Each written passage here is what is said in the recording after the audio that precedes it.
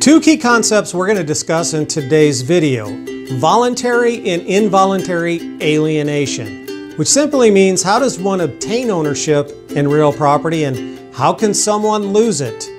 These two concepts coming right up.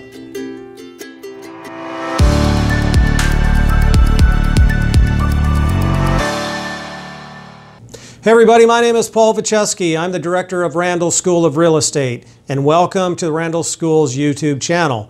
So in today's video, we're going to discuss two key concepts that you need to know for your real estate licensing exam.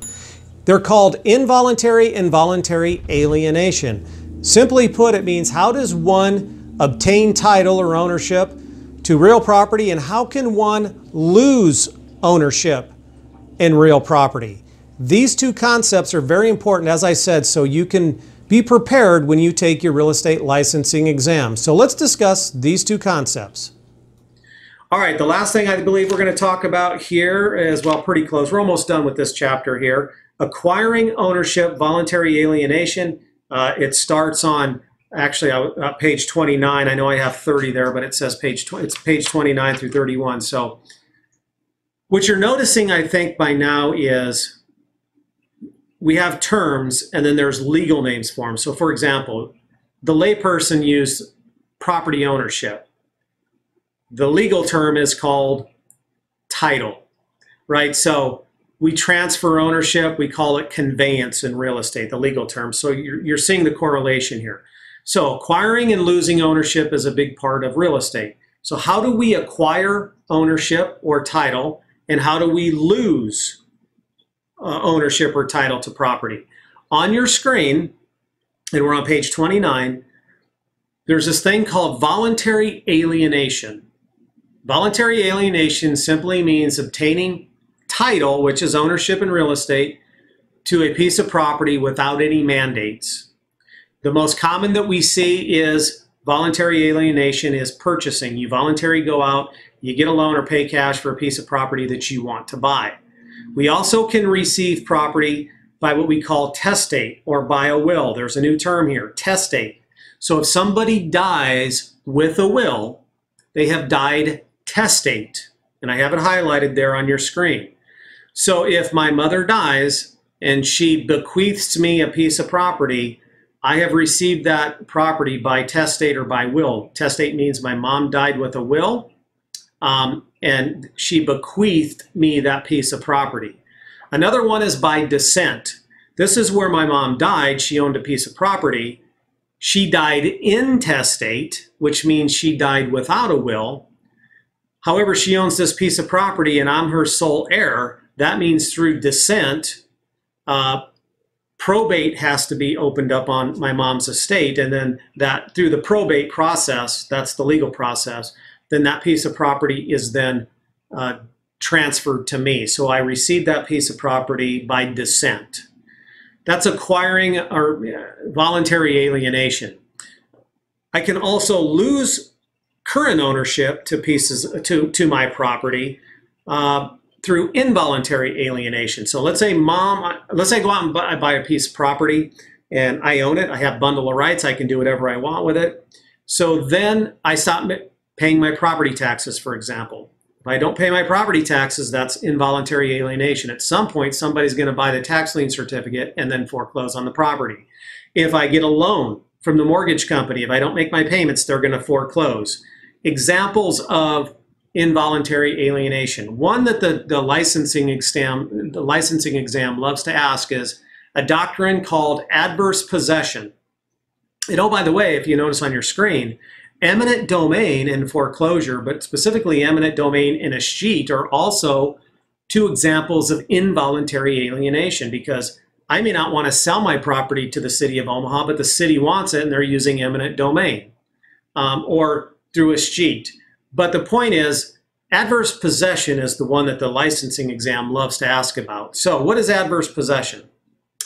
And there's legal elements, and I have them on the screen. And every one of these legal elements must exist for you to successfully get a piece of property using eminent domain. So I own the piece of property. Let's say it's a vacant lot, and you live next to that piece of vacant lot. I don't care for it. You don't even know who I am. I live in a different country, but I own that piece of property. So you want that piece of property. You've tried to contact me. You can't get a hold of me. So someone tells you about adverse possession. And here's what adverse possession. Let's look at the legal elements here. You must have, excuse me, you must have possessed my piece of property for a legally prescribed statutory period of time in a hostile, continuous, visible, actual way. All of those elements must be there. So try to get a hold of me, you can't. So what do? You go and you start mowing the lawn. You put a fence around it so everybody that walks by it says, yeah, that piece of property must be yours, the neighbor. Each state will establish what the prescribed statutory period of time. Let's say the state that you're in is 10 years. So you maintain this piece of property for 10 years, you're mowing it, you're planting flowers. Everybody can visibly, actually, and distinctly see, from all intents and purposes, this is your piece of property, but it's really not. Once you hit that statutory period of time, then you can go into court and claim adverse possession. All right? Now, if you're successful, that means that title, remember, title in real estate is ownership, title passes from me to you. All right? So again, all these legal elements must be put in, must be there, and you're going to have to prove that to a judge, which we're not going to go down that road. What happens is the legal mechanism is quiet title action is brought against, you have to do what's called quiet title action. So it's my piece of property. You own the property next door. You've taken care of it. You've fulfilled all the legal requirements as required under state statute. Then you have to file what's called quiet title action. And basically, it's just a notice that's published that says, hey, I'm taking this piece of property by by adverse possession. If anybody has a claim to it, then you have 30 days or whatever the state says for that period of time, notice period. You have X amount of days to notify me, make your claim. Otherwise, after that period, then I get the property free and clear. That's basically what quiet title action is. So real quickly, before we move on, at the bottom, you see that term called a devise. It actually should be over on the other side. This has to do with wills. So if mom leaves me that property through a will, or mom dies without a will and dies intestate, and then through the descent, I get the property. In either case, the property itself that I'm going to eventually get, my mom's property, we legally call that the devise. It's the legal term for the real property that's being willed to somebody. So, all right, let's go to the last part here, public acquisitions and easements, or easement by prescription. Public acquisition of real estate is transferred by an individual to a public entity. So let's say I'm going to donate my property to the city of Omaha for a park or whatever. Title passes, meaning ownership passes to the city. So it's called public acquisition. And then easement by prescription, we're going to talk about easements in a different chapter, but easement by prescription sometimes can be called just prescription. It's used interchangeably. It's the right that one acquires in land of another through continuous use for a statutory period of time. It differs from adverse possession because in adverse possession, title actually passes. Here, there's just a right to use that's established. So an easement by prescription is only a right to use. Give you an example. Let's say that there is a dirt road that goes through somebody's private property, but let's say you use it all the time as a shortcut to go from your house to your work. All right, but it's your neighbor's. Your neighbor owns the entire road. But for a statutory period of time, whatever that state statute is, you use that continuously, day after day after day. That means at some point you have established an easement, meaning by prescription, meaning you have the right to use that. So once it's been established, if the owner says, hey, stop doing that, then you have a right to say, no, I'm going to use it because I've earned that right through prescription.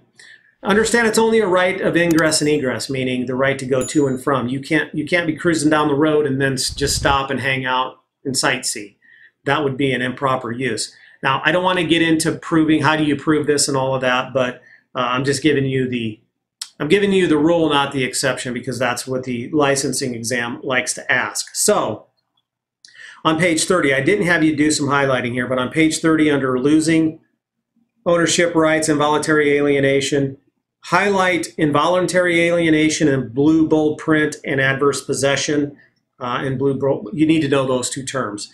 Page 31, the second to last paragraph at the bottom there where it says in the margin easement by prescription, highlight the first two sentences in that paragraph. Starts out, prescription is an easement one acquires. All right, that's it for today's video. Click on the little study buddy video to my right if you want to continue studying for your real estate licensing exam. And if you have not subscribed to our channel, please do so. Click the little circle to my left. I'll see you in the next video.